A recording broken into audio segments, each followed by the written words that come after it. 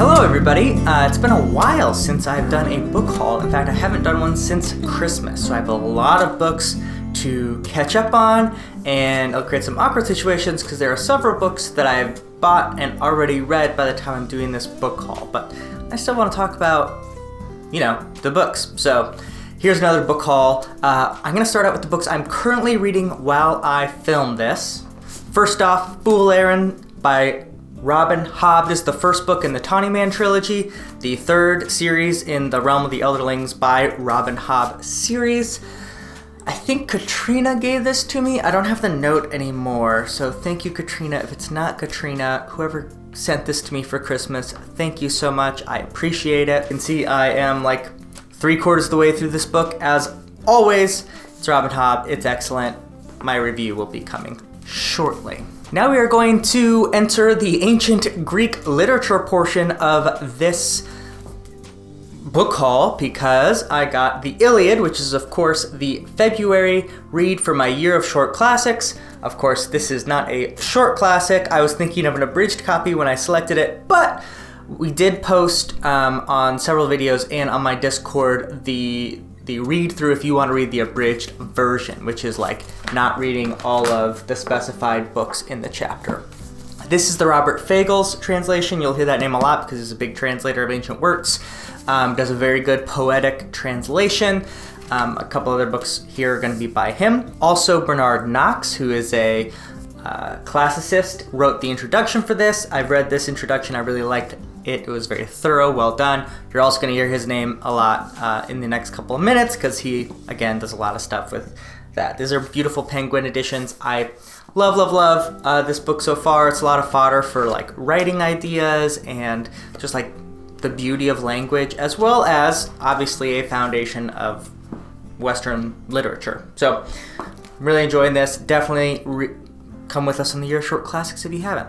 Now, there's a twin version of Homer that I also had to get for the Odyssey. So I had to have it, obviously, to have these nice matching covers, and I'm also going to try to read the Odyssey in February as well. Also, introduction, Bernard Cox, also translated by Robert Fagles. So I think these just look gorgeous, they're beautiful, and they're not expensive. I mean, both of these are like $10. So if you ever read Homer, read Homer. I mean, epic poetry is great. And while I did that, I read the Iliad. I went to the thrift store last week as I had started this and realized how much I loved this stuff. And so I picked up a whole bunch of Greek playwrights and poets at the thrift store. So here are these books. First up, this beautiful Signet Classics version of Euripides. 10 plays are in here. I'm not going to go through all 10 plays, but again, I just really have wanted to get back into reading ancient Greek literature, which I haven't done in a long time. Euripides is a playwright that you should definitely read if you want to do that. So this I also just love. Like the classics, like collections are just, they're too good not to, I just love the way that they look. Also got some Sophocles, again, another Greek playwright. These are 3 of his big plays. Oedipus is probably what you heard the most of. He's the subject of 2 of them, and then Antigone, which is probably something you were forced to read in high school and didn't like. But now that you're an adult, you should read it again. Again, translated by Robert Fagles, and again, an introduction and notes by Bernard Knox. So, I mean, again, these Penguin classics, I just love the covers. I think they're so great. So, Sophocles, Euripides, I mean, I'm all up in the Greek shit. And before we get too far away from epic poetry, I did also pick up Milton's classic Paradise Lost and Paradise Regained. I read this in college, loved it. It's some of the most beautiful language you will read. I love Milton, and again, a beautiful Signet classic. So pick this up. I'll probably try to read this again because I find that it's very inspirational to read epic poetry while you're writing, and as you guys know, I'm trying to write more this year. So yeah, there we go. I'm also trying to read more poetry this year, as you guys saw on my goals and resolutions video, and so I also picked up this nice, beautiful little book of selected poems by Emily Dickinson. I want to read some more Dickinson. What I've read, I've really liked, and I love little versions of poetry. Like, hold on a second. Like, I think it's cool to have complete poem collections. Like, this is the poetry of Pablo Neruda. Like, I think that's cool. But, like, I have a hard time actually sitting down and reading poems out of this massive book. I much prefer these little guys that you can just kind of break through, open, read a poem, close. I don't know. Something about that aesthetic experience of short or poems in a short volume versus short poems in a big volume. I don't know. Something about that is weird. Anyone else agree with me? Anyway, got this beautiful Emily Dickinson collection, which I just realized as I was doing that, interestingly, is published by Tor. I don't know if you guys can see that up here. See that? Published by Tor. Obviously, Wheel of Time and like everything that we read in fantasy. Odd, but I love that. Finally, in this category of epic poems and classics, I also picked up this translation of Beowulf, which was my short classics read for January. If you haven't yet, check out the live show I did with Philip Chase, and obviously check out Philip Chase and his whole channel. You probably already have if you're watching me, but it was such a great discussion. Love this book, and he has such a passion for it, so definitely check that out. Also, it has him speaking Old English, which is gorgeous. All right, so now we are into our regular home field advantage. There's some good simile or metaphor I should have used there, and I missed the chance. First off, a classic in the genre that I have not read, Isaac Asimov and the Foundation Trilogy. I think there's more than 3. I don't know a whole ton about this, to be quite frank, except that it's classic sci-fi, a lot of like thoughtful scientific quandary, and I'm not sure how I am going to like it, but I'm interested in trying it. Generally, sci-fi outside of Dune and The Expanse, I'm not super taken with, but I'm interested to try it. So anyway, Asimov, I just got the first volume. See if I like it.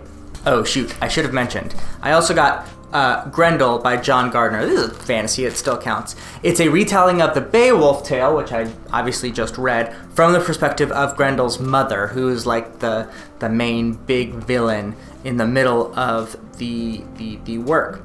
On the back, it says, warm and compassionate, a kind of medieval King Kong, which I'm very interested in. Obviously, it's a very short story, and since I just read Beowulf, I'd be very interested in getting through this very quickly. Also, this was recommended to me on my Discord channel by Zane Cadre Mage. It's kind of funny talking about friends on Discord because they have, their usernames. I don't know their real name, but he recommended checking out Grendel after Beowulf, and like the next day when I went to the thrift store, I found this, as odd as that is, in their section. It's like a little section of the bookstore in the thrift store, but it was there, so I was like, fate, gotta pick it up.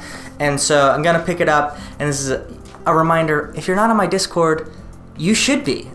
Invitation is in the description below. Click on that and you can potentially be the person to recommend a book that fate throws at me and I will read. So come join my Discord. That's what I'm saying. All right, this was supposed to be a really good transition to another, pretend that I had remembered to put Grendel by Beowulf, and then so I just finished talking about Asimov and classic sci-fi. Okay, pretend. You guys ready?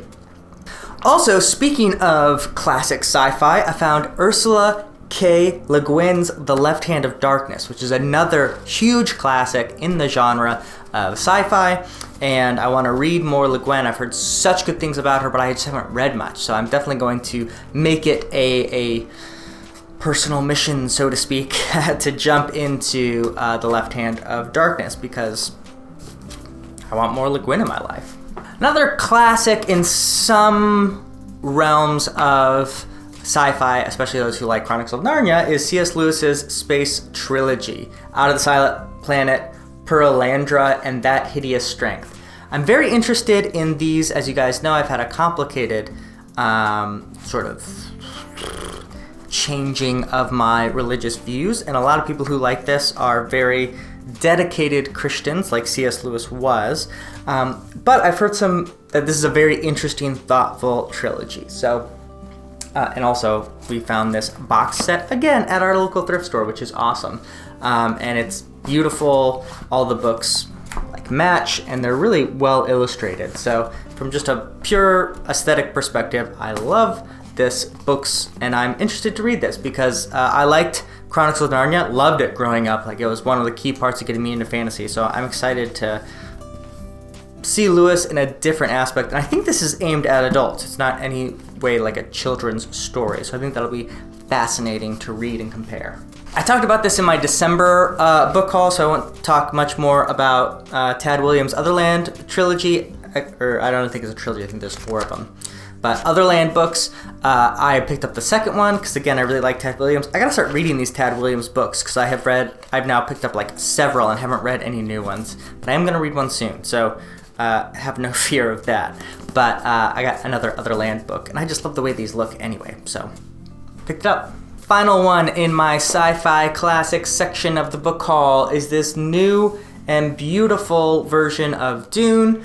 I didn't have Dune even though I have read it before, and I want to reread it before the movie comes out this upcoming December. So I'm glad now I have my own copy, and I think this is absolutely gorgeous. I love this sort of artistic aesthetic that they chose for it. It's a little floppy, which is interesting because I read it in like an old version that didn't have that. So I got this. This is another gift, and honestly, I'm so sorry I don't have like the note or anything, so I don't know who gave it to me, but out there, whoever you are, thank you so much. I will be reading this year. All right, now we are back to the pure fantasy section of the book haul. First up, another Harry Dresden book. You guys know I'm doing a lot of different like reading and listening to audiobooks of the Dresden Files books, and they're kind of like my in-between book because I'm reading other bigger stuff, and I am really enjoying it. Blood Rights is the 6th book. It's actually the next book up on my reading list, so I'll actually be reading physically again, which I haven't since Summer Night, which was the 4th one. I guess that's just one book in the middle, but anyway. That means it'll be, after I finish this, it'll be split right down the middle of 3 I've read physically and 3 I've listened on audiobook, which I think it's a good call of a series that I'm able to do both sort of interchangeably. I think I've talked about this before. I don't really love the way that these books are packaged, even like the printing. I'm not a huge fan of the artwork, but hey, the books are really fun, like reading them, which is the most important thing. Next up is a rather interesting one. This is Magic Kingdom for Sale by Terry Brooks. This is Terry Brooks' first non-Shannara book that he ever published. He's done several since, obviously. And I got this recommendation, first of all, from the Legendarium podcast. I'll link them below because they now have a YouTube channel as well. I think Craig, who's one of the main hosts, is the one who always talks about this as a good starter book for people just getting into fantasy. It's short, it's under 400 pages, and it's a portal fantasy about, I think, like a lawyer or a businessman, some rich person in Chicago who sees an ad for a magic kingdom that's for sale, and it's this expensive sale, and this guy's kind of depressed in his job, wants a change, and so he thinks it's a hoax, but he just like calls up and buys it from this catalog. And it actually turns out to be a real fantasy world. And then from there, there's some twists and turns that I don't want to give away. Again, I haven't read this yet, but I haven't heard a lot about this except from the Legendarium, and so I want to give it a try. I love these new sort of things. I love the artwork on this. I think it's so fascinating. I haven't read a lot of portal fantasy that I like, but like outside of Chronicles of Narnia, but who knows? I love these kind of outside-the-box recommendations, and I found this, again, at my local used bookstore, and it's in great condition. You guys know I love these 80s covers, kind of wacky covers. And actually, I haven't read Terry Brooks. This is my first Terry Brooks. I haven't read Shannara at all, so I'm excited for this. Another Christmas gift. This is from one of my good YouTube friends, Johanna. Thank you so much. Sunlessens by Josiah Bancroft. I believe this was originally self-published and then was really good, and so is now published by Orbit Books. And I know Alan over at the Library of Alexandria loves this. Also, by the way, Johanna, when she gave this to me, did not have a YouTube channel, and then on a whim she started one, and she's amazing. And I think she's going to get up to like 500 subscribers, and she's just going to skyrocket from there. She's so thoughtful, so great. Check out Johanna's channel. Just so great. But anyway, Sunlessens is about a guy who gets married to a woman, and on their honeymoon they went to this place called the Tower of Babel. Obviously an allusion to the biblical Tower of Babel. I haven't read this yet. This is my understanding of it. Thomas Senlin is his name, but his wife gets caught in the Tower of Babel, and he has to go try to get her. And there's apparently a lot of great allusions to like classic tales, and it's supposed to be really well written. And I'm really excited because this is such a unique concept, and I've had so many people with varying tastes in reading read it and like it. So pumped about this. And finally, my fantastic, amazing, beautiful, gorgeous wife got me one of the most beautiful Christmas presents I've ever gotten. This is the Token Treasury, and it is a bunch of his tales put into these little beautiful bindings with absolutely gorgeous artwork, like truly gorgeous artwork. So if you know Tolkien, obviously the main core of his storytelling is the Silmarillion, the Hobbit, and then the Lord of the Rings.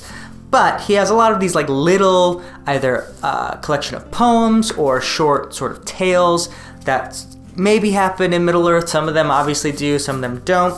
I was gonna say real, that's not true. Like major Tolkien fans will recognize all these, but Smith of Wootton Major is here. Look at, the artwork is just glorious. And then we have, and also notice that it's the same picture on the ends of this boxed set, so they go in and they match. I think that's awesome. I had not heard of this one before I saw this, but it's Roverandom. Is that how you say that? Roverandom, which I think is about the Lonely Mountain and its surrounding area. Not 100% on that. Someone can correct me. Farmer Giles of Ham, which I think is a fun, like almost children's tale about a dragon and a knight, or well, a farmer who turns into like this knight character. And then this bigger one is The Adventures of Tom Bombadil, which is actually a collection of poetry, I believe. Yeah, songs and nursery rhymes. And this is thick, but I think most of it is like notes from people about the book that was written. And again, check that out. This is gorgeous. I put this on my end table. Like, I'm not even putting it in a bookshelf because I want to see all of it so much. So, Anna, you're the best. Love you. She's not going to watch this. She doesn't like watching my YouTube videos. Thank you guys for watching. Love this book haul. Let me know if any of these I need to prioritize more than others to read. Comment in the section below. Like, obviously. Share this so people can see all my books. It's weird to say. Check out my Patreon if you haven't and you want to support me. As always, first in, last out. Thank you guys for watching.